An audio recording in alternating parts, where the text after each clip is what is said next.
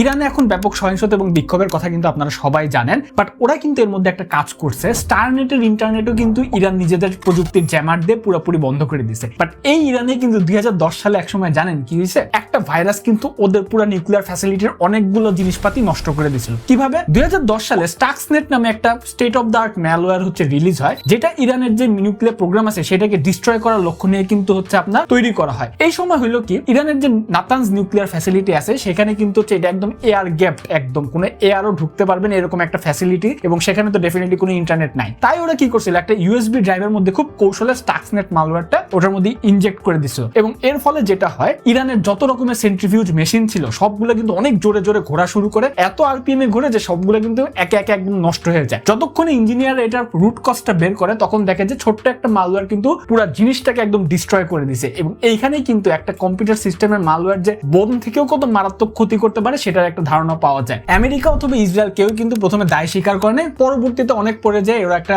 স্বীকারোক্তি নিয়ে আসে যে এটা একটা জয়েন্ট সাইবার অপারেশন ছিল, এবং একটা ছোট ভাইরাসের মধ্যে দিয়ে ওদের যে নিউক্লিয়ার প্রোগ্রাম আছে সেটাকে কিন্তু কয়েক বছর বা কয়েকটা মাসের একদম সেটব্যাক দিয়ে দেয়। তো আপনার কি মনে হয়, বম বেশি পাওয়ারফুল না এই ধরনের ম্যালওয়্যার বেশি পাওয়ারফুল? Subscribe for more.